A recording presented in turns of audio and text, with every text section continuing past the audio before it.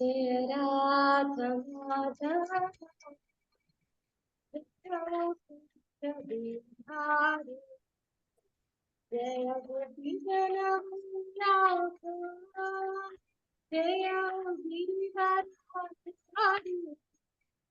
जय बिहारी जय यशोदनंदना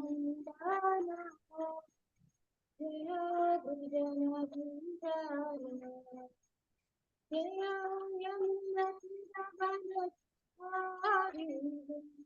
कुंज बिहारी जय यमुनावनचारि कुंज बिहारी जय राधा माधव जय कुंज बिहारी हरे कृष्ण कृष्ण कृष्ण हरे हरे हरे राम राम राम हरे हरे हरे कृष्ण कृष्ण कृष्ण हरे हरे हरे राम राम हरे हरे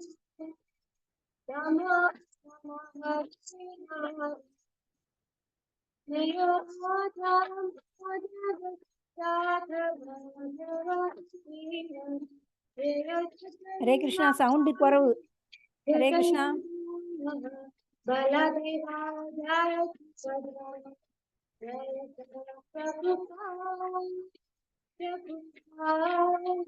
प्रभुपाल जय प्रभुपाल हरे कृष्णा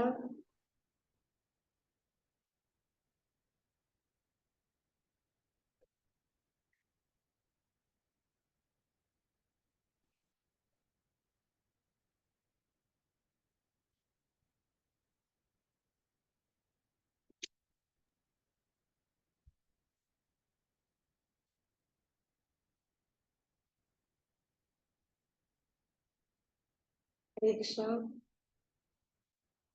ओम नमो भगवते वासुदेवाय ओम नमो भगवते वासुदेवाय ओम नमो भगवते वासुदेवाय नारायणं नमस्कृत्यं नरं चैव नरोत्तमं देवीं सरस्वतीं व्यासं ततो जयामुदीरये नष्टप्रायेषु भद्रेषु नित्यं भागवत सेवया भगवती उत्तमश्लोके भक्तिर्भवति नैष्टिकी मूकं करोति वाचालं वङ्गं दण्डयति गिरिं यत्कृपातमहं वन्दे श्रीगुरो दिनतारिणं परमानन्दमाधवं श्रीचैतन्यमीश्वरम् हरे कृष्ण हरे कृष्ण നമ്മളിവിടെ ചർച്ച ചെയ്യാൻ പോകുന്ന ഭാഗവത ശ്ലോകം ശ്രീമദ് ഭാഗവതം പ്രഥമ സ്കന്ധത്തിലെ 3-ാമത്തെ അധ്യായത്തിലെ 23-ാമത്തെ ശ്ലോകമാണ്.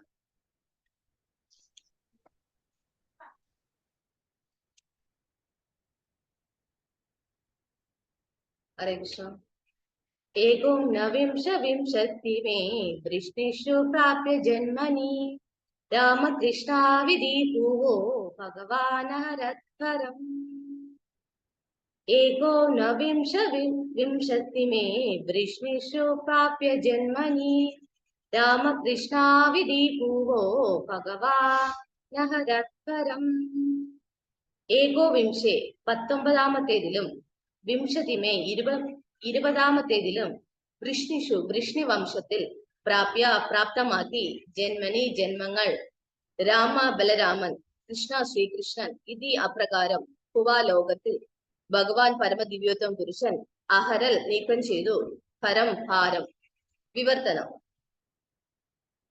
19-ാമത്തെയും 20-ാമത്തെയും അവതാരത്തിൽ ഭഗവാൻ ബലരാമനായും ശ്രീകൃഷ്ണനായും വൃഷ്ണിവംശത്തിൽ ഏത് കുലത്തിൽ ജാതനായി പ്രപഞ്ചഭാരം ദൂരീകരിച്ചു. ഭാവാർത്ഥം ഈ ശ്ലോകത്തിൽ ഭഗവാൻ എന്ന വിശേഷ സൂചന ബലരാമനും ശ്രീകൃഷ്ണനും ഭഗവാന്റെ യഥാർത്ഥ സ്വരൂപങ്ങളാണെന്ന് വ്യക്തമാക്കുന്നു. ഇക്കാര്യത്തെ കുറിച്ച് സുവ്യക്തമായി പിന്നീട് പ്രതിപാദിക്കുന്നുണ്ട്. ഈ അധ്യായ ആരംഭത്തിൽ പ്രസ്താവിച്ചതുപോലെ ശ്രീകൃഷ്ണ ഭഗവാൻ യഥാർത്ഥത്തിൽ പുരുഷ അവതാരമല്ല. ശ്രീകൃഷ്ണൻ സ്വയം യഥാർത്ഥ പരമദിവ്യോത്തമ പുരുഷനും ബലരാമൻ ഭഗവാന്റെ പ്രഥമ പൂർണ്ണാധികാരമുള്ള പരിപൂർണ ആവിഷ്കൃത രൂപവുമാകുന്നു. ബലദേവനിൽ നിന്നും വാസുദേവൻ, സംഘർഷണൻ, അനിരുദ്ധൻ, പ്രദ്യുമ്നൻ എന്നിങ്ങനെ പ്രഥമ പൂർണ്ണ വിസ്തരണ വ്യൂഹങ്ങൾ ആരംഭിക്കുന്നു. ശ്രീകൃഷ്ണ ഭഗവാൻ വാസുദേവനും ബലദേവൻ സംഘർഷണനുമാകുന്നു. ഹരേ കൃഷ്ണ. അത് നമുക്ക് ഇന്ന് നമ്മൾ ഈ ശ്ലോകത്തിൽ പറഞ്ഞിരിക്കുന്നത് ഭഗവാന്റെ, നമുക്കിത് തൊട്ടു മുന്നേ ഉള്ള ശ്ലോകങ്ങളിലെല്ലാം ശുദ്ധ ഗോസ്വാമി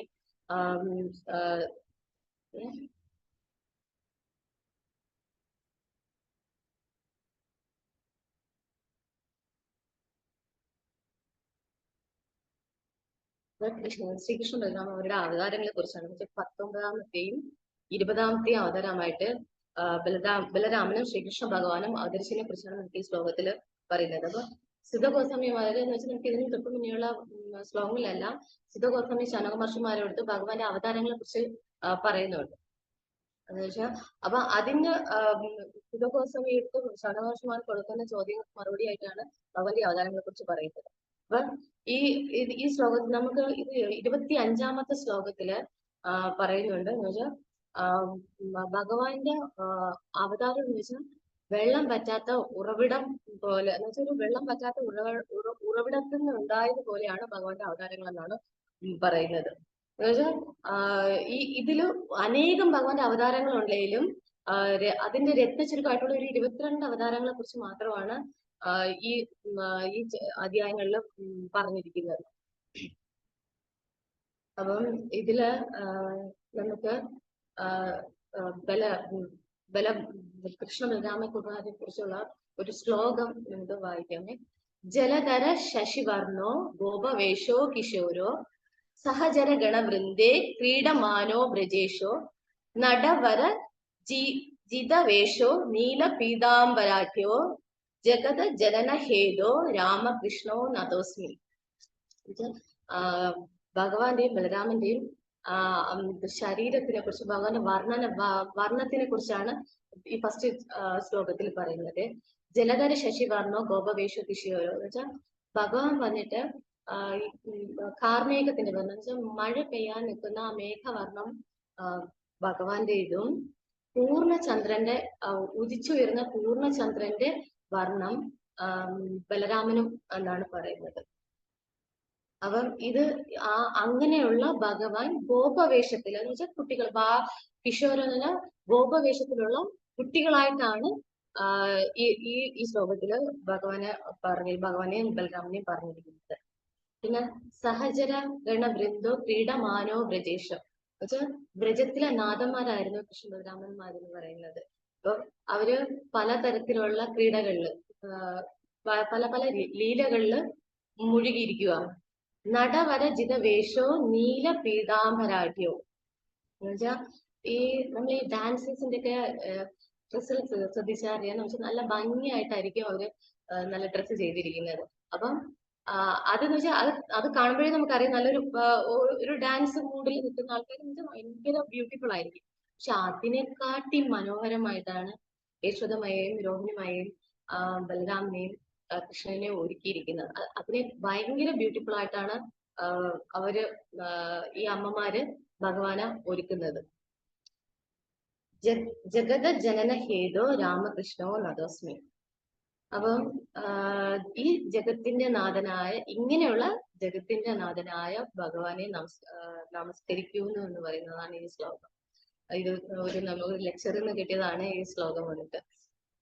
അപ്പം എന്നുവെച്ചാൽ ഇതിനകത്ത് 28ാമത്തെ ശ്ലോകത്തിൽ നമുക്ക് ഈ അദ്ദേഹത്തിൽ തന്നെ 28ാമത്തെ ശ്ലോകത്തിൽ പറയുന്നുണ്ട് ഭഗവാൻ വന്നിട്ട് സ്വയം കൃഷ്ണനാണ്, എന്ന് വെച്ചാൽ ഭഗവാൻ ഒരു അവതാരമല്ല എന്ന് പറയുന്നുണ്ട്. നമുക്ക് അത് ഏതേച്ചാംശ കലാപുംസ കൃഷ്ണസ്തു ഭഗവാൻ സ്വയം. അപ്പൊ ഇതിനകത്ത് ഇതേ കാര്യം തന്നെ നമുക്ക് ഭഗവത്ഗീതയിലും 10:8 പറയുന്നുണ്ട്, അഹം സർവസ്യ പ്രഭവോ മത സർവം പ്രവർത്തത ഇത് മത്വ ഭജന്തേ മാം ബുധാഭാവ സമന്വിതം. ഭഗവാൻ പ്രത്യേകിച്ച് അവതാരമല്ല, ഭഗവാൻ സ്വയം കൃഷ്ണനാണെന്ന് പറയുന്നത്. ഇനി ചൈതന്യ ചരിതാമൃതത്തിലും ഈ ശ്ലോകം ഇതുമായിട്ട് ബന്ധപ്പെട്ട് ഭഗവാൻ സ്വയം അവതാരമല്ല, സ്വയം ഭഗവാൻ കൃഷ്ണനാണെന്ന് പറയുന്ന ശ്ലോകമുണ്ട്. സർവ അവതാരി കൃഷ്ണ സ്വയം ഭഗവാൻ തഹാര ദ്വിതീയ ദേഹ ശ്രീ ബലരാമ. എന്നുവെച്ചാൽ എല്ലാ അവതാരങ്ങളും ഉറവിടം എന്ന് പറഞ്ഞാൽ ഭഗവാനാകുന്നു. ബലരാമൻ എന്ന് പറഞ്ഞാൽ ഭഗവാന്റെ അവതാരമല്ല, മറിച്ച് ഭഗവാന്റെ സ്വയം വിസ്തരിച്ചുള്ള ഒരു രണ്ടാമത്തെ ശരീരം എന്നാണ്. നമ്മൾ ബലദേവന് ഭഗവാന്റെ ഒരു അവതാരമായിട്ടല്ല കണക്കാക്കുന്നത്, ഭഗവാന്റെ ഒരു വിസ്തരണം എന്ന് വെച്ചാൽ ഭഗവാന്റെ ഒരു വേറൊരു ശരീരം, രണ്ടാമത്തെ ഒരു ശരീരമായിട്ടാണ് ചൈതന്യ ചരിതാമൃതത്തിൽ കവിരാജ ഗോസ്വാമി മഹാരാജ് പറയുന്നത്. അപ്പം ഈ ഭഗവാനും കൃഷ്ണനും എന്നൊക്കെ രണ്ടാണെന്ന് ചോദിച്ചു കഴിഞ്ഞാൽ ഇവർ രണ്ടുപേരും ഒന്ന് തന്നെയാണ്. പക്ഷെ നമുക്ക് വർണ്ണത്തിന്റെ പേരിൽ മാത്രമാണ് ഒരു വ്യത്യാസം. സ്വരൂപം ഒന്ന് തന്നെയാണ്. കൃഷ്ണനും ബലരാമനും സ്വരൂപം ഒന്ന് തന്നെയാണ്. പക്ഷെ വർണ്ണത്തിന്റെ കാര്യത്തിൽ മാത്രമാണ് നമുക്ക് അവിടെ ഒരു വ്യത്യാസം എന്ന് പറയുന്നത്. ഒരാള് കാർമേഘത്തിന്റെ വർണ്ണവും ഒരാൾ പൂർണ്ണചന്ദ്രന്റെ വർണ്ണവും മാത്രമാണ്. അപ്പം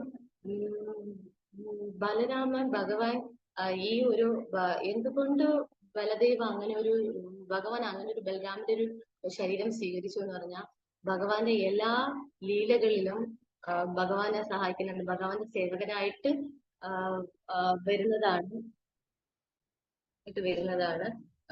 കൃഷ്ണ ബലരാമൻ എന്ന് പറഞ്ഞാൽ ഭഗവാന്റെ എല്ലാ ലീലകളിലും ഭഗവാനെ സഹായിക്കാനായിട്ടാണ് ബലദേവ് ആവിർഭാവം എടുത്തിരിക്കുന്നത്. അപ്പം ഇത് നമുക്ക് ഭഗവാന്റെ കൃഷ്ണാവതാരം എടുക്കുന്ന സമയത്ത് ബലദേവായിട്ടും നമ്മൾ ചൈതന്യ ലീലകളില് നവദ്വീപിൽ വന്നിട്ട് നിത്യാനന്ദ മഹാപ്രഭുവായിട്ടാണ് ഗൗരംഗ ലീലയിൽ ബലരാമൻ വരുന്നത്. അപ്പം ഇവിടെ എല്ലാം ഈ ദാസ്യഭാവത്തിലാണ് ബലരാമൻ എപ്പോഴും നിൽക്കുന്നതെന്ന് വെച്ചാൽ ഭഗവാന്റെ സേവകനായിട്ട് ദാസ്യഭാവത്തിലുള്ള പരമദിവ്യത്വം പുരുഷനായിട്ടാണ് ബലദേവ് വരുന്നത്.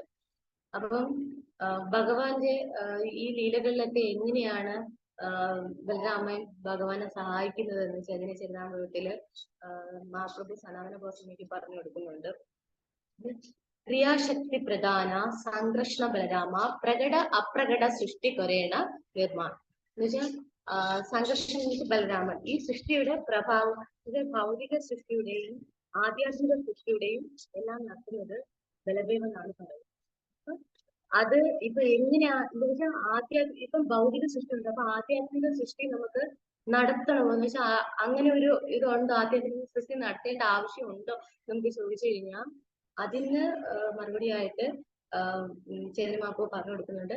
അഹങ്കാരേ അധിഷ്ഠായ കൃഷ്ണേന ഇച്ഛയ ഗോലോക വൈകുണ്ഠ സൃജേ ശക്തി ദ്വാരയ. ഭഗവാന്റെ ഇച്ഛയ്ക്ക് അനുസരിച്ചാണ് ബലദേവ് ആധ്യാത്മിക സൃഷ്ടി നടത്തുന്നത്. വെച്ചാൽ ഗോലോക വൈകുണ്ഠം അതുപോലെ ആധ്യാത്മിക സൃഷ്ടി നടത്തുന്നത് ഭഗവാന്റെ ഇച്ഛയ്ക്ക് അനുസരിച്ച് മാത്രമാണെന്നാണ് ഇവിടെ ഈ ശ്ലോകത്തില് പറയുന്നത്. അപ്പൊ ഇവിടെയെല്ലാം ഭഗവാന്റെ സേവകനായിട്ടാണ് ബലദേവ് നിൽക്കുന്നത്. അപ്പം ഇതെല്ലാം നമ്മൾ പറയില്ല, ഇപ്പൊ ആധ്യാത്മിക ലോകം സൃഷ്ടിക്കപ്പെടേണ്ട ആവശ്യമുണ്ടോ എന്ന് ചോദിച്ചു കഴിഞ്ഞാൽ അത് ഭഗവാന്റെ ഇച്ഛയ്ക്കനുസരിച്ച് ബലദേവ് അത് നടത്തുന്നു. അപ്പം നമ്മുടെ ഇപ്പൊ ഒരു ജീവിത ലക്ഷ്യം എന്ന് വെച്ചാൽ കൃഷ്ണപ്രേമം നമുക്ക് ലഭിക്കുക എന്നതാണ് നമ്മുടെ ഒരു ജീവിത ലക്ഷ്യമായിട്ട് നമ്മൾ കണക്കാക്കുന്ന നമ്മൾ ഈ കാര്യങ്ങളെല്ലാം ചെയ്യുന്നത്. അപ്പൊ നമുക്ക് ഡയറക്റ്റ് ഒരിക്കലും ഭഗവാനെ നമുക്ക് സമീപിക്കാൻ പറ്റില്ല. നമ്മൾ വിചാരിക്കും ഭഗവാൻ ഈസിയാണ്, നമുക്ക് പെട്ടെന്ന് അപ്രോച്ചബിൾ, നമുക്ക് സമീപിക്കാൻ പറ്റുന്ന കാര്യമാണ് എന്നല്ല നമ്മൾ വിചാരിക്കുക. അപ്പൊ ഒരിക്കലും നമുക്ക് ഭഗവാനെ ഡയറക്റ്റ് സമീപിക്കാനേ പറ്റൂല. അപ്പൊ അത് നമുക്ക് അതിനുള്ള ഒരു ഉപാധിയാണ് നമ്മൾ ഗുരുശിഷ്യ പരമ്പര എന്ന് പറയുന്നത്. ആ ഗുരുശിഷ്യ പരമ്പരയിലൂടെ മാത്രമേ നമുക്ക് ഭഗവാനെ സമീപിക്കാൻ പറ്റൂ. ആ ഗുരുശിഷ്യ പരമ്പരയിൽ ചെന്ന് നിൽക്കുന്നത് നിത്യാനന്ദ മഹാപ്രഭു ബലദേവിലാണ്. അപ്പം ബലദേവ് എന്ന് പറഞ്ഞാൽ ഭഗവാന്റെ വിസ്തരണം മാത്രമല്ല ആദി ഗുരു എന്നും കൂടെയാണ് നമുക്ക് പറയുന്നത്. ആദി ഗുരു എന്ന് പറഞ്ഞു കഴിഞ്ഞാലും ബലദേവാണ്. അപ്പം നമുക്ക് ഭഗവാനെ കുറിച്ച് മനസ്സിലാക്കാനായിട്ട് നമ്മുടെ ദീക്ഷാഗുരു, നമ്മുടെ ശിക്ഷാഗുരു, ഇവരെല്ലാവരും ഈ ഗുരുശിഷ്യ പരമ്പരയിലെ എല്ലാവരും നമ്മൾ സഹായിക്കുമെങ്കിൽ ഈ പരമ്പരയെല്ലാം നമുക്ക് ചെന്ന് നിൽക്കുന്നത് ബലദേവനാണ്. അതുകൊണ്ടാണ് നമുക്ക് ബലദേവ് ഭഗവാനെ നമുക്ക് ആദിഗുരു എന്ന് പറയുന്നത്. അപ്പം നമുക്ക് ഭഗവാനുമായിട്ട് നമുക്കൊരു പ്രേമ ഭക്തിയുടെ സ്നേഹത്തിൽ നമുക്ക് ഏർപ്പെടണമെങ്കിൽ ഭഗവാനെ അടുത്തറിഞ്ഞ ഒരാളിന്റെ അടുത്ത് നമ്മൾ ചെന്നാൽ മാത്രമേ നമുക്കത് സാധിക്കാൻ പറ്റുള്ളൂ. അപ്പൊ അത് നമ്മൾ ചെന്നെത്തി നിൽക്കുന്നത് ബലദേവിലാണ്. അപ്പം ഭഗവാനില് നമുക്ക് ഭഗവാനിലോട്ട് എത്താനുള്ള എളുപ്പ വഴി എന്ന് പറഞ്ഞു കഴിഞ്ഞാലും ബലദേവ് മാത്രമാണ്. അപ്പം നമുക്ക് ഒരിക്കലും ശാസ്ത്രങ്ങളിലെല്ലാം പറയുന്നുണ്ട്, നമ്മുടേതായ ചിന്താഗതിയിലൂടെ നമുക്ക് ഒരിക്കലും ഭഗവാനെ പ്രാപിക്കാൻ പറ്റില്ല. നമ്മൾ ഒരു എന്തെങ്കിലും ഒരു വഴിയിലൂടെ നമുക്ക് ഭഗവാനെ സമീപിക്കാം, അല്ലെങ്കിൽ ഭഗവാന്റെ കാര്യങ്ങൾ ചെയ്യാം എന്ന് പറഞ്ഞ് നമ്മൾ ഇറങ്ങി പുറപ്പെട്ടു കഴിഞ്ഞാൽ ഒരിക്കലും നമുക്ക് ഭഗവാനിലോട്ട് എത്താൻ പറ്റില്ല. അതിനൊരു പ്രോപ്പർ ആയിട്ടുള്ള ഒരു വഴിയാണ് നമുക്ക് ഗുരുശിഷ്യ പരമ്പര എന്ന് പറയുന്നത്. അതിന് എളുപ്പ മാർഗം എന്ന് വെച്ചാൽ നമ്മൾ ബലദേവ് ആദിഗുരു എന്ന് പറയുന്നത്. നമുക്ക് അദ്ദേഹത്തിന്റെ സമീപിച്ചു കഴിഞ്ഞാൽ പെട്ടെന്ന് നമുക്ക് കൃഷ്ണപ്രേമം ഭഗവാനടുത്തുള്ള ഭക്തി നമുക്ക് ലഭിക്കുമെന്നാണ് ശാസ്ത്രങ്ങളിലെല്ലാം നമുക്ക് പറയുന്നത്. നമ്മൾ ശാസ്ത്രങ്ങൾ കാണിച്ചു തരുന്നതും എല്ലാം നമുക്ക് അത് തന്നെയാണ്. അപ്പം നമുക്ക് ചൈതന്യ ലീല എടുത്ത് നോക്കിക്കഴിഞ്ഞാലും അവിടെയും ചൈതന്യ മഹാപ്രഭു പ്രഭുവിന്റെ കൃഷ്ണപ്രേമം പ്രചരിപ്പിക്കാനായിട്ട് ബലദേവ് നിത്യാനന്ദ മഹാപ്രഭുവായിട്ട് വരുന്നുണ്ട്. അപ്പം അവിടെയെല്ലാം എന്ന് വെച്ചാൽ ഭയങ്കര കരുണാമയനായിട്ടാണ് നിത്യാനന്ദ മഹാപ്രഭു നിൽക്കുന്നത്. വെച്ചാൽ ഭഗവാൻ പറയുന്നത് എല്ലാവരെ കണ്ടു കഴിഞ്ഞാലും ഭഗവാൻ പറയുന്നത് ഹരിയുടെ നാമം ജപിക്കും, ഹരിയുടെ നാമം ജപിക്കും എന്നാണ്. അത്രയും എളിമയോട് കൂടി എല്ലാവരുടെ യാചിക്കുകയാണ് ഹരിയുടെ നാമം ജപിക്കാനായിട്ട്. ഇത് പണ്ടൊക്കെ ബംഗാളിൽ ഒരു സമ്പ്രദായം ഉണ്ടായിരുന്നു എന്ന് വെച്ചാൽ താഴ്ന്ന ആൾക്കാർ, നമ്മുടെ ഇവിടെയും ഉണ്ടായിരുന്ന ആ സമ്പ്രദായത്തിൽ എന്ന് വെച്ചാൽ ഉയർന്ന ആൾക്കാരെ കാണുന്ന സമയം താഴ്ന്നവര് ഏതെങ്കിലും രീതിയിലുള്ള ഒരു വിനയം പ്രകടിപ്പിക്കണമെന്നാണ് പറഞ്ഞിരിക്കുന്നത്. അപ്പൊ ആ ബംഗാളിലുള്ളവരെല്ലാം വായിൽ പുല്ല് ചവച്ച് വെച്ചിട്ടാണ് അവര് ആ വിനയം പ്രകടിപ്പിക്കുന്നത്. അപ്പൊ അതുപോലെ നിത്യാനന്ദ മഹാപ്രഭു അത്രയും എളിമയോടെ തന്നെ വായില് പുല്ല് വെച്ചിട്ടാണ് ഹരിനാമം ജപിക്കാനായിട്ട് എല്ലാവരോടും പറയുന്നത്. അപ്പൊ അത്രയും എന്ന് വെച്ചാൽ അവിടെ തന്നെ നിത്യാനന്ദ മഹാപ്രഭുവിന് അത്രയും എളിമ ആവേണ്ട ആവശ്യമില്ല. പക്ഷെ ഭഗവാൻ അത്രയും എളിമയോട് കൂടിയാണ് അവിടെയും നാമപ്രചരണം നടത്താനായിട്ട് ശ്രമിച്ചത്. അപ്പം നമ്മൾ എന്ത് പറഞ്ഞാലും ഭഗവാനെ മനസ്സിലാക്കാനായിട്ട് ഭഗവാന്റെ ഏറ്റവും പ്രിയപ്പെട്ട ഭക്തന്റെ അടുത്ത് നമുക്ക് പോയാലേ പറ്റുള്ളൂ. അത് നമുക്ക് ബെസ്റ്റ് എക്സാമ്പിൾ എന്ന് പറഞ്ഞാൽ നമ്മുടെ ഗുരു തന്നെയാണ്. അപ്പൊ ഈ ഗുരുശിഷ്യ പരമ്പര നമുക്ക് ചെന്ന് നിൽക്കുന്നതെന്ന് പറഞ്ഞു കഴിഞ്ഞാൽ ബലദേവില്. അപ്പം നമുക്ക് ഈ കൃഷ്ണ ഭഗവാന്റെ ഒക്കെ അവതാരത്തെ കുറിച്ചിട്ട് നമ്മൾ ഒരുപാട് ക്ലാസ്സിലേക്ക് കേട്ടിട്ടുണ്ട്. ഭഗവാൻ എങ്ങനെയാണ് അവതരിക്കുന്നത് അതെല്ലാം ഒരുപാട് ക്ലാസ്സിലെല്ലാം ഒരുപാട് ഭക്തന്മാരായിട്ട് അവർ ചർച്ച ചെയ്തിട്ടുണ്ട്. അപ്പൊ ആ ഭാഗത്തോട്ട് നമുക്ക് പോകുന്നില്ല, എല്ലാവർക്കും അത് അറിയാവുന്നത് തന്നെ. അപ്പം ഭഗവാൻ ദേവകി മാതാവിന്റെ ഗർഭത്തിൽ അവതരിക്കുന്നതിന് മുമ്പ് തന്നെ ഭഗവാന് മുന്നേ ആറ് പേര് ദേവകി മാതാവിന്റെ ഗർഭത്തിൽ വരുന്നുണ്ട്. അപ്പൊ അതെല്ലാം ഷഡ്ഗർഭാസുരന്മാരെന്നാണ് പറയുന്നത്. എന്നുവെച്ചാൽ ഈ കാലനിമിയുടെ മക്കളാണ്, പൂർവ്വജന്മത്തിലെ കാലനിമിയുടെ മക്കളാണ് ശാപനിമിത്തം ദേവി മാതാവിന്റെ ഗർഭത്തിൽ വരുന്നത്. അപ്പൊ അവര് ഷഡാസുരന്മാർ, അവര് ജനിച്ച ഉടനെ തന്നെ വധിക്കപ്പെടുകയാണ് ചെയ്യുന്നത്. കാലനിമയാണ് കംസനായിട്ടുള്ളത്. അപ്പൊ അതെല്ലാം എല്ലാവർക്കും അറിയാന്നുള്ള ഒരു സ്റ്റോറിയാണ് ഭഗവാന്റെ ആ പ്രീവിയസ് ആയിട്ടുള്ള അതെല്ലാം. അപ്പം ഈ അസുരന്മാരെല്ലാം, ഈ ഷഡാസുരന്മാര് ദേവകി മാതാവിന്റെ ഗർഭത്തിൽ വന്നപ്പോ തന്നെ ദേവകി മാതാവിന്റെ ഗർഭം അശുദ്ധമായെന്നാണ് പറയുന്നത്. അപ്പൊ അവിടെ ദേവകി മാതാവിന്റെ ഗർഭത്തെ ശുദ്ധീകരിക്കാൻ വേണ്ടിയിട്ടാണ് ബലരാമൻ വന്ന് ഫസ്റ്റ് വരുന്നത്. ഭഗവാന്റെ അവതാരത്തിന് മുന്നേ, ഭഗവാൻ അവതരിക്കുന്നതിന് മുമ്പേ ബലരാമൻ വന്ന ദേവകി മാതാവിന്റെ ഗർഭം ശുദ്ധീകരിക്കാനായിട്ട് വരുന്നത്. അവിടെ ആദിശേഷനായിട്ട് ഭഗവാൻ മെത്ത ഒരുക്കുന്നു എന്നാണ് പറയുന്നത്. ദേവകി മാതാവിന്റെ ഗർഭത്തിൽ ഭഗവാൻ അവതരിക്കാനുള്ള എല്ലാ കാര്യങ്ങളും ചെയ്തിട്ടാണ് രോഹിണി മാതാവിന്റെ ഗർഭത്തിലോട്ട് പോകുന്നത്. അപ്പം അവിടെയെല്ലാം ഭഗവാനെ ഏതെല്ലാം രീതിയിൽ സേവിക്കാൻ പറ്റുമോ ആ രീതിയിലെല്ലാം ബലദേവ് ഭഗവാനെ സേവിക്കുന്നുണ്ട് അവിടെ. അപ്പം എപ്പോഴും ബലദേവ് ഭഗവാന്റെ ദാസ്യഭാവത്തില് ദാസ്യ മോഡിലാണ് നിന്ന് ഭഗവാനെ സേവിക്കാനായിട്ട്. എല്ലാം നമ്മൾ ഏത് ബലദേവിന്റെ ലീലകൾ എടുത്ത് നോക്കിക്കഴിഞ്ഞാലും ഭഗവാന്റെ ദാസ്യ രൂപത്തിലാണ് നിന്ന് ഭഗവാനെ സേവിക്കുന്നത്. പിന്നെ നമ്മള് അഞ്ച് രസങ്ങളെ കുറിച്ച് പറയുന്നത്, അഞ്ച് ഭാവങ്ങൾ. ഭഗവാന്റെ അടുത്ത് ഒരാൾക്കുള്ള ഭാവങ്ങൾ 5 തരത്തിലുള്ള ഭാവങ്ങൾ എന്ന് പറയും.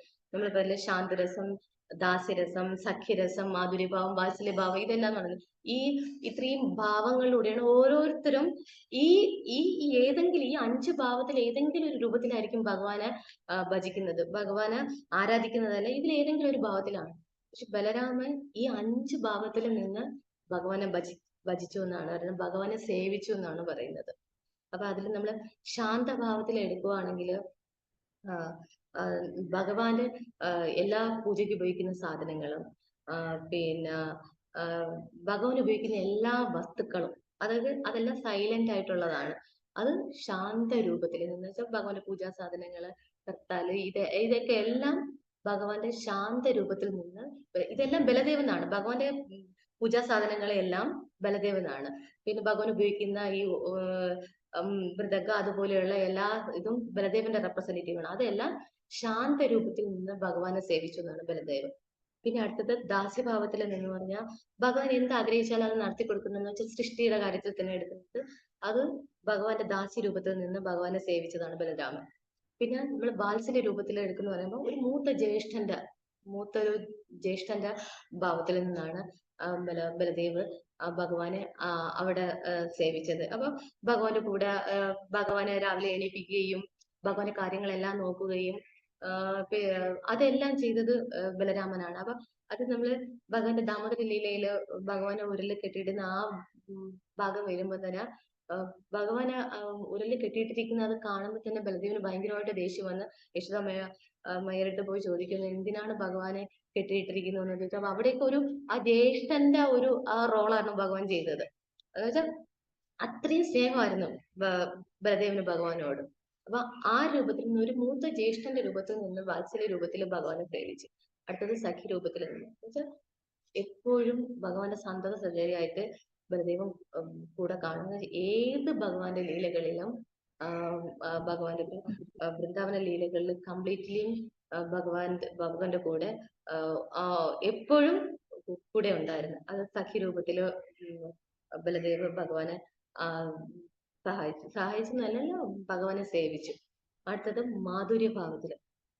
അപ്പം മാധുര്യഭാവത്തിൽ എന്ന് പറയുമ്പോൾ അവിടെ ഭഗവാന്റെ രാസലീലകളിലൊന്നും ബലദേവ് നേരിട്ട് ഭഗവാന് പങ്കെടുക്കാൻ പറ്റിയിട്ടില്ല. അപ്പൊ അവിടെയെല്ലാം കൃഷ്ണനെയും രാധാറാണിയെയും സഹായിക്കാനായിട്ട് ആ സേവ ചെയ്യാൻ വേണ്ടിയിട്ട് ഭഗവാൻ വന്നിട്ട് ബലദേവൻ വന്നിട്ട് അനന്തമഞ്ജരിയായിട്ട് അനന്തമഞ്ജരിയായ ആ ഒരു വിസ്തരണം എടുത്തിട്ടാണ് രാധാറാണിയും ഭഗവാനെയും അവിടെ വന്നിട്ട് ബലരാമൻ സേവിക്കുന്നത്. അപ്പൊ ഈ 5 ഭാവത്തിലും ഇപ്പം ശാന്തരസത്തിലും ദാസ്യരസത്തിലും വാത്സല്യ രൂപത്തിലും മാധുര്യ രൂപത്തിലും ബലരാമൻ ഭഗവാനെ സേവിച്ചു എന്നാണ്. അപ്പം ഇത് എല്ലാ രൂപത്തിലും ഭഗവാൻ ഒന്നല്ലെങ്കിൽ വേറൊരു തരത്തിലും ആൾവേസ് ഭഗവാന്റെ കൂടെ തന്നെയാണ് ഉണ്ടായിരുന്നത്. അപ്പം ഭഗവാൻ തന്നെ നമുക്കറിയാം, ഈ ഇതില് ഭഗവാന്റെ അവതാരത്തിന്റെ ലക്ഷ്യം എന്താണെന്ന് വെച്ചാൽ ഭൂമിയുടെ ഭാരം കുറയ്ക്കുക. അപ്പം ഈ ഒരുപാട് ആശ്രമന്മാരെ എല്ലാം വധിക്കാനും ഭൂമിയുടെ ഭാരം കുറയ്ക്കുവാനാണ് ഭഗവാൻ ഈ അവതാരങ്ങൾ എടുക്കുന്ന ഭക്തന്മാരെ സംരക്ഷിക്കാനുള്ള ഇതിന്. അപ്പൊ നമുക്ക് ശ്രീരാമമൂർത്തിയുടെ അവതാരം എടുക്കുന്ന സമയത്ത് പോലും അവിടെ ലക്ഷ്മണന്റെ രൂപത്തിലാണ് ബലരാമൻ അവതരിക്കുന്നത്. അപ്പൊ അവിടെയെല്ലാം തന്നെ ശ്രീരാമമൂർത്തി നടക്കുമ്പോൾ തറയിൽ മുള്ളുണ്ടെങ്കിൽ അത് കൊള്ളാതിരിക്കാൻ വേണ്ടിയിട്ട് ലക്ഷ്മണൻ ഭഗവാന്റെ കാലിനടിയിൽ കൈ വെക്കുമായിരുന്നു എന്നാണ്. ആ രീതിയിൽ വരെ ശ്രീരാമമൂർത്തിനെ ബലരാമൻ ലക്ഷ്മണ രൂപത്തില് സേവിച്ചിരുന്നു. അപ്പം ഏത് ഭഗവാന്റെ അവതാരങ്ങൾ എടുക്കുന്ന സമയത്തും ബലരാമൻ ഭഗവാന്റെ സേവകനായിട്ട് നമുക്ക് ഏത് ഭഗവാന്റെ ഏത് അവതാരം എടുത്ത് നോക്കിക്കഴിഞ്ഞു കഴിഞ്ഞാലും ബലദേവി ഭഗവാന്റെ സേവകനായിട്ട് നമുക്ക് നിൽക്കുന്നത് കാണാനായിട്ട് പറ്റും. പക്ഷെ അപ്പം അത്രയും നല്ല രീതിയിലാണ് ഭഗവാനും കൃഷ്ണ ബലരാമന്മാര് ഈ അവതാരങ്ങൾ എടുക്കുന്നത്. ഇത് ഒരുപാട് നമുക്ക് ചർച്ച ചെയ്യേണ്ട ഒരു വിഷയമാണ്, നല്ലൊരു ടോപ്പിക്കാണ്.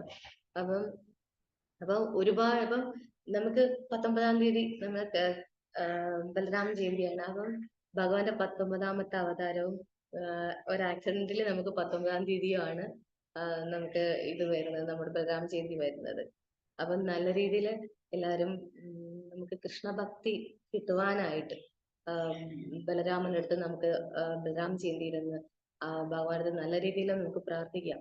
തീർച്ചയായിട്ടും നമുക്ക് ബലദേവിന്റെ അടുത്ത് നമുക്ക് കൃഷ്ണഭക്തിക്ക് വേണ്ടി പ്രാർത്ഥിച്ചു കഴിഞ്ഞാൽ നമുക്കത് ലഭിക്കും, തീർച്ചയായിട്ടും നമുക്ക് ലഭിക്കും. നമുക്ക് നമ്മളുള്ള സിൻസിയാരിറ്റിയും നമ്മളെ അത്രത്തോളം നമ്മളെ ഡെഡിക്കേഷനോടെ നമ്മൾ ഭഗവാന്റെ സേവ ചെയ്യുമ്പോഴും നമ്മൾ ഭഗവാന്റെ അടുത്തുള്ള അർപ്പണ മനോഭാവത്തോടുള്ള നമ്മളെ പ്രാർത്ഥനയും നമ്മൾ കൃഷ്ണഭക്തിയിലോട്ട് ഭഗവാൻ ബലദേവൻ നമ്മളെ ഉയർത്തി വിടും. അപ്പൊ തീർച്ചയായിട്ടും നമ്മള് ഓഗസ്റ്റ് 19-ാം തീയതി ബലരാമ ജയന്തി വരുന്നുണ്ട്. അതിന്റെ അടുത്തന്നെ നമുക്ക് 26-ാം തീയതി ജന്മാഷ്ടമി വരുന്നുണ്ട്. അപ്പൊ നല്ല രീതിയിൽ ഭഗവാന്റെ ഈ 2 ഉത്സവങ്ങളും നമുക്ക് ആഘോഷിക്കാനും നല്ല രീതിയിൽ സർവീസ് ചെയ്യാനും എല്ലാവർക്കും പറ്റട്ടെ എന്ന് പ്രാർത്ഥിക്കുന്നു. പിന്നെ അൾട്ടിമേറ്റ്ലി നമ്മുടെ എല്ലാം ജപം, അപ്പം നമ്മൾ സിൻസിയറായിട്ട് എല്ലാ ശാസ്ത്രങ്ങളിലും നമുക്ക് പറയുന്നത് തന്നെയാണ് നമ്മുടെ സിൻസിയർ ആയിട്ടുള്ള നമ്മളെ ജപം. പക്ഷെ അത് നമുക്ക് കലിയുഗത്തിൽ നമുക്ക് വേറെ മാർഗം ഇല്ല. ഭഗവാനെ പ്രാർത്ഥിക്കാനോ നമുക്ക് ഭക്തി ചെയ്യാനോ വേറെ മാർഗങ്ങളും ഒന്നും. അനേകം പൂജാവിധികളും ഭക്തിപരമായിട്ടുള്ള മാർഗങ്ങളും ഉണ്ടെങ്കിലും അൾട്ടിമേറ്റ്ലി നമുക്ക് നാമജപവും ഹരിനാമജപവും നമുക്ക് നമ്മളെ ഗുരുവിന്റെ അടുത്തുള്ള സിൻസിയർ ആയിട്ടുള്ള സർവീസും ഭഗവാന്റെ ഭക്തിയുത സേവനം മാത്രമേ നമ്മളെ തിരിച്ച് ഭഗവാനോടിലോട്ട് നമുക്ക് കൊണ്ടെത്തിക്കുകയുള്ളൂ. അപ്പൊ അതെല്ലാം നമ്മൾ മുന്നിൽ കണ്ട് നല്ല രീതിയിൽ വരുന്ന നമ്മുടെ ജന്മാഷ്ടമിയും ബലരാമ ജയന്തിയും വളരെ നന്നായിട്ട് ആഘോഷിക്കുകയും പിന്നെ നമുക്ക് കുറച്ചുകൂടി നന്നായിട്ട് അന്നത്തെ എല്ലാം ഭക്തന്മാരെല്ലാം നന്നായിട്ട് ക്ലാസ് എടുക്കുന്ന ബലരാമ ജയന്തിയുടെയും ഭഗവാന്റെ അവതാരത്തെ കുറിച്ചൊക്കെ നല്ല ക്ലാസ്സുകൾ നമുക്ക് കിട്ടുന്നതായിരിക്കും. അപ്പൊ നല്ല രീതിയിൽ എല്ലാവർക്കും ഈ ഉത്സവത്തിലൊക്കെ പങ്കെടുക്കാനും നല്ല സേവയും ചെയ്യാനായിട്ട് എല്ലാവർക്കും സാധിക്കട്ടെ എന്ന് പ്രാർത്ഥിക്കുന്നു. അപ്പൊ നമുക്ക് ഈ ക്ലാസ്സിനെ കുറിച്ച് ആർക്കെങ്കിലും ഒക്കെ കൂടുതൽ നല്ല കമന്റുകളും നല്ല പോയിന്റുകളും ഒക്കെ ഉണ്ടെങ്കിൽ പറയാം. ഹരേ കൃഷ്ണ.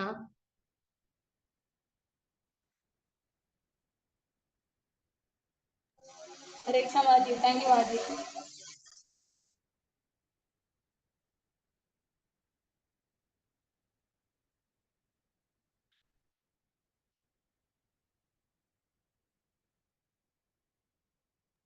ഹരേ കൃഷ്ണ മാതാജി, ക്ലാസ് നന്നായിരുന്നു. പക്ഷെ കുറച്ചുകൂടെ സമയം ഉണ്ടല്ലോ മാതാജി, 1-2 കഥ കൂടെ പറയണം മാതാജി.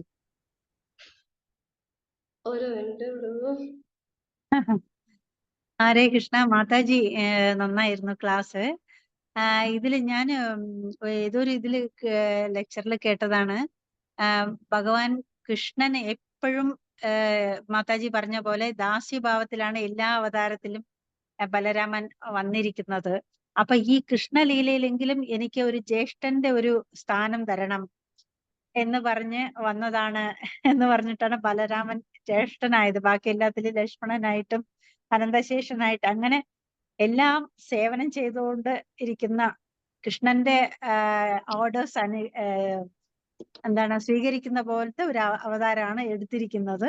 ഈ ബലരാമ അവതാരം മാത്രമാണ് ചേട്ടന്റെ ഒരു ഇത് വന്ന അവതാരമായിട്ട് വന്നിരിക്കുന്നതെന്ന് പറഞ്ഞ ഒരു ലെക്ചറിൽ ഞാൻ കേട്ടു. ഹരേ കൃഷ്ണ, ഞാൻ ആ ഒരു പോയിന്റ് പറയാൻ ആഗ്രഹിക്കുന്നു മാതാജി. ഹരേ കൃഷ്ണ. ഹരേ കൃഷ്ണ മാതാജി, ദണ്ഡവത് പ്രണാം. ഞാൻ ഗൗരപ്രിയ, കൊച്ചിന്നാണ്. നല്ല ക്ലാസ് ആയിരുന്നു മാതാജി. എനിക്ക് ഒരു സംശയം, ബലരാമൻ കൃഷ്ണൻ അല്ലെങ്കിൽ ലക്ഷ്മണൻ ശ്രീരാമചന്ദ്രൻ ഇപ്പോൾ അവര് ഭഗവാൻ തന്നെയാണ്. പക്ഷെ ഒരെണ്ണം സേവ്യ ഭഗവാനും ഒരെണ്ണം സേവക ഭഗവാനും അങ്ങനെയാണ് പറഞ്ഞിരിക്കുന്നത്. അപ്പൊ എനിക്ക് സംശയം, ദാസ്യഭാവവും സേവ്യഭാവം അല്ലെങ്കിൽ സേവക ഭാവം എന്ന് പറയുന്നത് ഒരേപോലെയാണോ? അത് നമ്മള് ഭക്തന്മാര് ദാസ്യഭാവം എന്ന് പറയും, ഭഗവാന്റെ കാര്യത്തിൽ അങ്ങനെ പറയുമ്പോൾ അത് ഒരേപോലെയാണോ എന്നെനിക്കൊരു സംശയം. എൻ്റെ ഒരു സംശയമാണ്. എനിക്ക് അതിലൊരു എന്താന്ന് അറിയില്ല, അറിവില്ലാത്തതുകൊണ്ട് ചോദിക്കണമെങ്കിൽ ക്ഷമിക്കണം. അപ്പൊ ഒന്ന് ക്ലാരിഫൈ ചെയ്ത് കിട്ടിയാൽ കൊള്ളായിരുന്നു. ഹരേ കൃഷ്ണ മാതാജി. ഒരു മിനിറ്റ് മാതാജി, ഇതിനെക്കുറിച്ച് കുറച്ചുകൂടെ ആധികാരികമായിട്ട് നമുക്ക് കഥാപ്രഭുവിന്റെ അടുത്തൊന്ന് ചോദിച്ചു നോക്കാം മാതാജി. എനിക്ക് അത് ക്ലിയർ ചെയ്ത് തരാൻ അപ്പം ഇതുണ്ട് മാതാജി. അപ്പൊ നമുക്കൊന്ന് താങ്ക് യു മാതാജി. Thank you. ഹരേ കൃഷ്ണ കഥാപ്രഭു. ഹരേ കൃഷ്ണ. താങ്ക് യു മാതാജി. മാതാജിയുടെ ചോദ്യം വളരെ നല്ല ചോദ്യമാണ്. ക്ലാസ്സിന്റെ ഇടയിൽ ചോദ്യങ്ങൾ ചോദിക്കുമ്പോൾ മറ്റുള്ളവർക്കും കൂടെ അത് ഉപകാരപ്പെടും. നല്ല ചോദ്യം മാതാജി. മാതാജി ചോദിച്ച ചോദ്യം, ഭഗവാൻ ശ്രീ ബലറാമൻ എന്ന് പറയുന്നത് സേവക ഭഗവാനാണ്. നമ്മൾ ദാസൻ എന്ന് പറയുന്ന ആ കാറ്റഗറിയും സേവക ഭഗവാൻ എന്നുള്ള കാറ്റഗറിയും സെയിം ആണോ എന്നുള്ളതല്ലേ ചോദ്യം? അതെ അതെ അതെ പ്രഭു. അതെ, തീർച്ചയായിട്ടും സെയിം ആണ്. പക്ഷെ അത് എങ്ങനെയെന്ന് വെച്ചാല് നമ്മുടെ ഗുരുശിഷ്യ പരമ്പരയില് എല്ലാ ശിഷ്യന്മാരും ഗുരുവിനെ സേവിക്കുന്നു. എന്നാൽ ഗുരു ഒരിക്കലും ഞാനാണ് സേവനം സ്വീകരിക്കാനുള്ള ആള് എന്ന് ചിന്തിക്കാറില്ല. അദ്ദേഹം ആ സേവനം കൃഷ്ണന് വേണ്ടി സ്വീകരിക്കുന്നു എന്ന് മാത്രം. എന്നതുപോലെ നമ്മുടെ ഓരോ ഗുരുശിഷ്യ പരമ്പരയിലുള്ള ആൾക്കാരും സേവനം സ്വീകരിക്കുകയാണെങ്കിലും സേവനം ചെയ്യുമ്പോഴും അവരാണ് അതിന്റെ അധികാരി എന്ന് ചിന്തിക്കാതെ ഭഗവാൻ ശ്രീകൃഷ്ണനാണ് ഈ എല്ലാ സേവനത്തിന്റെ അധികാരി എന്ന് ചിന്തിക്കുന്നതോടുകൂടി തന്നെ ഗുരുക്കന്മാര് സേവനങ്ങൾ സ്വീകരിക്കുകയും ചെയ്യുന്നു. എന്നതുപോലെ ശ്രീ ബലറാമിന്റെ കാര്യം പറയുകയാണെങ്കിൽ ബലറാം നമ്മൾ കൊടുക്കുന്ന സേവയെല്ലാം സ്വീകരിക്കുമ്പോഴും അദ്ദേഹം ആ സേവനത്തിന് യഥാർത്ഥ അർഹൻ ഭഗവാൻ ശ്രീകൃഷ്ണനാണ് എന്ന് തന്നെ ചിന്തിക്കുന്നു. പക്ഷെ യഥാർത്ഥത്തിൽ ബലറാമൻ എന്ന് പറയുന്നതും ശ്രീകൃഷ്ണൻ എന്ന് പറയുന്നതും രണ്ടല്ല, ഒരേ ആള് തന്നെയാണ്. പക്ഷെ ആ അർത്ഥത്തില് ഗുരുശിഷ്യ പരമ്പരയിലുള്ള ഗുരുക്കന്മാര് സ്വീകരിക്കുന്ന സേവനവും ബലറാം സ്വീകരിക്കുന്ന സേവനവും രണ്ടാണ്. കാരണം ബലറാം എന്ന് പറയുന്നത് കൃഷ്ണൻ തന്നെയാണ്. പക്ഷെ കൃഷ്ണൻ എങ്ങനെയാണ് കൃഷ്ണനെ സേവിക്കേണ്ടത് എന്ന് ബലറാം എന്നുള്ള അവതാരം എടുത്ത് നമുക്ക് കാണിച്ചു തരും. ആണുങ്ങളെല്ലാം ബലറാമിനെ ഫോളോ ചെയ്യുകയും പെണ്ണുങ്ങളെല്ലാം ശ്രീ രാധാറാണിയെ ഫോളോ ചെയ്യുകയും ചെയ്യണം ഭഗവാന്റെ സേവനത്തിൽ. അപ്പോ ബലറാം എന്ന് പറയുന്ന കൃഷ്ണ ബലറാം ക്ഷേത്രവും രാധാകൃഷ്ണ ക്ഷേത്രവും നമുക്ക് കാണാൻ പറ്റും. അപ്പൊ ഈ രണ്ട് സ്ഥലത്തും ഭഗവാൻ ശ്രീകൃഷ്ണൻ സേവനം സ്വീകരിക്കാൻ അധികാരിയും കൃഷ്ണനോട് ചേർന്നിരിക്കുന്ന ബലറാമനും കൃഷ്ണനോട് ചേർന്നിരിക്കുന്ന രാധാറാണിയും ഭഗവാനെ എങ്ങനെ സേവിക്കണം എന്ന് നമ്മളെ സേവിച്ച് മനസ്സിലാക്കി തരുന്ന ഭഗവാന്റെ തന്നെ വിസ്തരണവുമാണ്. അപ്പൊ നമ്മള് ബലറാമനെ കണ്ട് മനസ്സിലാക്കേണ്ടത് എങ്ങനെ ഭഗവാനെ സേവിക്കണമെന്ന് ബലറാം കാണിച്ചു തരുന്ന രീതിയാണ്. അതായത് ഭഗവാന്റെ എല്ലാ പാരഫർണാലിയായി ഇപ്പോൾ നമ്മൾ പറയുകയാണെങ്കിൽ ഭഗവാൻ കിടക്കുകയാണെങ്കിൽ അതിന്റെ കട്ടിലായിട്ട് ബലറാമൻ അനന്തരൂപം ധരിച്ച് ഭഗവാനെ സേവിക്കുന്നു. ഭഗവാൻ ശ്രീകൃഷ്ണനെ വൃന്ദാവന ധാമിൽ നിന്നും നന്ദ ഗോകുലത്തിലേക്ക് കൊണ്ടുപോകാൻ ശ്രമിച്ചപ്പോ ഭഗവാന് മഴ തലയിൽ തട്ടാതിരിക്കാൻ വേണ്ടി കൊടയായി വന്ന് ബലറാമൻ നിന്ന് കൊടുക്കുന്നു. അതേപോലെ ഭഗവാൻ ഉപയോഗിക്കുന്ന ചെരുപ്പ് ബലറാമന്റെ റെപ്രസെന്റേറ്റീവാണ്. ഭഗവാൻ ഭഗവാന് വേണ്ടി നമ്മൾ കീർത്തനം ആലപിക്കുമ്പോൾ തട്ടുന്ന മൃദംഗം ബലറാമന്റെ വിസ്തരണമാണ്. കർത്താല് ബലദേവന്റെ വിസ്തരണമാണ്. ഭഗവാൻ ഉപയോഗിക്കുന്ന പൂജാ പ്ലേറ്റ് ഭഗവാൻ ബലറാമന്റെ വിസ്തരണമാണ്. അപ്പോൾ എല്ലാ ഭഗവാന്റെ സേവിക്കുന്ന സകല ഭാരപർണാലിയായും ബലറാമന്റെ വിസ്തരണമാണ്. അപ്പൊ ബലറാമന്റെ മാനസികാവസ്ഥ എന്ന് പറയുന്നത് എങ്ങനെയെങ്കിലും കൃഷ്ണന്റെ സേവനത്തില് നിരതനാകുക എന്നുള്ളതാണ്. ഈ ഒരു മാനസികാവസ്ഥയോടുകൂടിയാണ് നമ്മളും ഭഗവാനെ സേവിക്കേണ്ടത്. എല്ലാ രീതിയിലും ഭഗവാന്റെ സർവ സേവനവും നമ്മുടെ ടച്ചോടുകൂടി ഭഗവാന്റെ സേവനത്തിൽ ഏർപ്പെടുത്തേണ്ടതാണ് എന്നുള്ള വലിയ പാഠമാണ് ബലറാമൻ പഠിപ്പിക്കുന്നത്. എന്നാൽ അതേ സമയത്ത് തന്നെ ബലറാമനും കൃഷ്ണനും തമ്മിൽ വ്യത്യാസവുമില്ല. പക്ഷെ നമ്മളും കൃഷ്ണനും തമ്മിൽ വ്യത്യാസം ഉണ്ട്. അപ്പൊ നമ്മള് സേവക ഭഗവാൻ എന്നുള്ള അർത്ഥത്തിൽ ബലറാമനെ മനസ്സിലാക്കുന്നത് പോലെ നമുക്ക് ആ ഒരു പിക്ചർ നമുക്കില്ല. നമ്മൾ നിത്യ സേവകനാണ്. ബലറാമനാണെങ്കിൽ നിത്യ സേവകൻ ആണെങ്കിലും നമ്മളെ പോലെ ഒരു ബദ്ധാത്മാവല്ല. ഈ ഒരു വ്യത്യാസം അവിടെയുണ്ട്. മനസ്സിലായ മാതാജി? ഹരേ കൃഷ്ണ. ഹരേ കൃഷ്ണ. താങ്ക് യു പ്രഭു. ദണ്ഡോത്പ്രണാം. നൈസ് എക്സ്പ്ലനേഷൻ പ്രഭു. Thank you very much. Harikrishna പ്രഭു, അതിലൊരു പോയിന്റ് പ്രഭു വിട്ടല്ലോ. അതായത് ദാസ്യം സേവനം തമ്മിലുള്ള വ്യത്യാസമല്ലേ മാതാജി ചോദിച്ചത്? ഹരികൃഷ്ണ. മാതാജി അത് എക്സ്പ്ലെയിൻ ചെയ്തോളൂ. മാതാജി ഇപ്പൊ പറഞ്ഞ മാതാജി ദയവായി എക്സ്പ്ലെയിൻ ചെയ്തോളൂ. ഹരേ കൃഷ്ണ. ഹരികൃഷ്ണ, എനിക്ക് അറിയാൻ വേണ്ടിയിട്ട് ചോദിച്ചാണ് പ്രഭുജി. എനിക്ക് അതിനുള്ള കഴിവില്ല പ്രഭുജി. ഹരേ കൃഷ്ണ മാതാജി, അതായത് ഞാൻ മനസ്സിലാക്കുന്ന പ്രകാരം സേവക മനോഭാവവും ദാസ മനോഭാവവും സെയിം ആണോ എന്നുള്ളതാണ് ചോദ്യം. സെയിം ആണ് എന്നാണ് ആൻസർ. എന്നാൽ ബൽറാമൻ എന്ന് പറയുന്നത് ഭഗവാൻ സ്വയവും നമ്മൾ എന്ന് പറയുന്നത് നിത്യബദ്ധാത്മാവുമാണ്. ആ ഒരു വ്യത്യാസം മാത്രം അതിനകത്തുണ്ട്. അതാണ് എന്റെ point. Thank you. Hare Krishna. Hare Krishna Hare Krishna. നമുക്ക് ഇതിനകത്ത് പറഞ്ഞിട്ട് ദാസ്യഭാവത്തിലുള്ള പരമദിവ്യോത്തമ പുരുഷനാണ് ബലരാമൻ എന്ന് പറയുന്നത്. ഹരേ കൃഷ്ണ.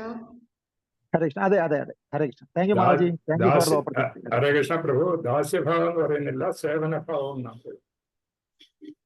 ഹരേ കൃഷ്ണ.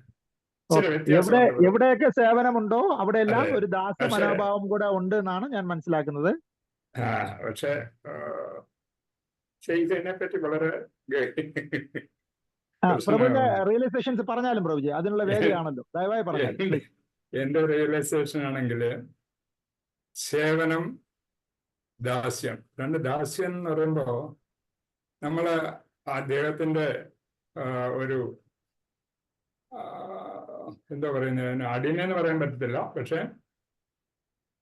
അദ്ദേഹത്തിന് നമ്മൾ ശരണാഗതൻ തന്നെയാണ്. അപ്പോൾ ഈ ദാസ്യഭാവം വരും. വേറെ ആരും നമുക്ക് ആശ്രയമേ ഇല്ല. സേവനഭാവം എന്ന് പറഞ്ഞാൽ ഭഗവാന്റെ സേവനം, നമ്മുടെ ബലരാമന്റെ സേവനം എന്ന് പറയുന്നത് ദാസ്യഭാവത്തിലല്ലല്ലോ. അദ്ദേഹത്തിന്റെ സഹായിക്കുക എന്നുള്ളതാണ്.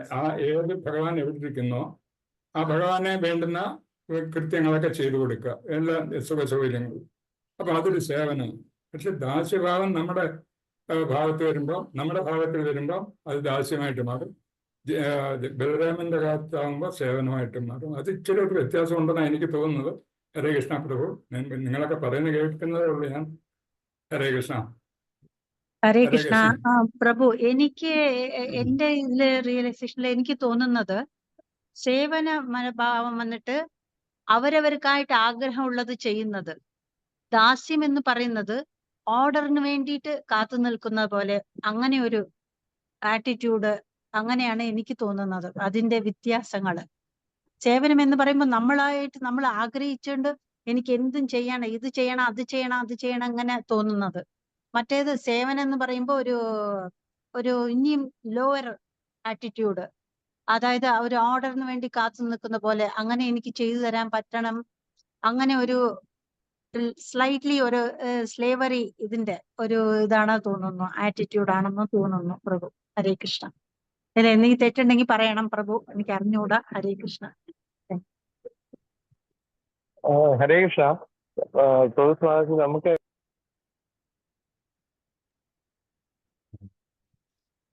നമുക്ക് കട്ടായി പോയോ?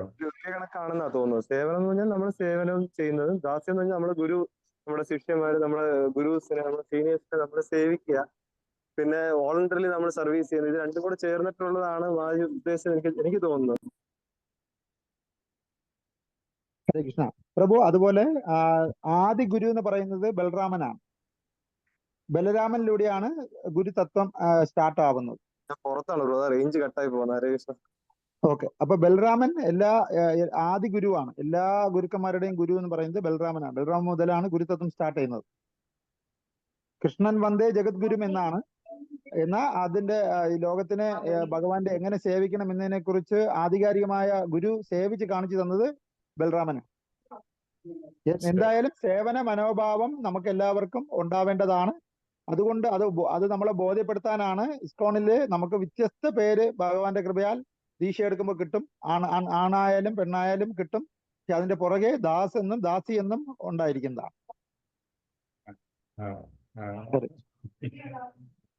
നമ്മളെല്ലാം ദാസന്മാരാണ്.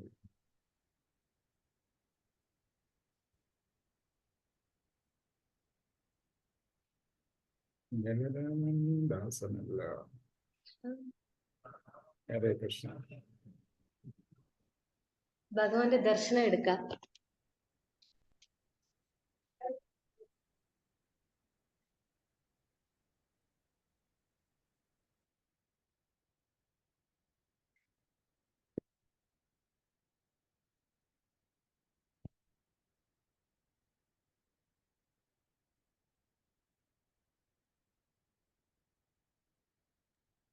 जय जगन्नाथ बलदेव सुभद्रा महारानी की जय।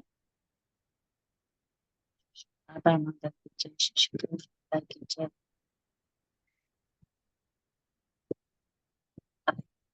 माता की जय।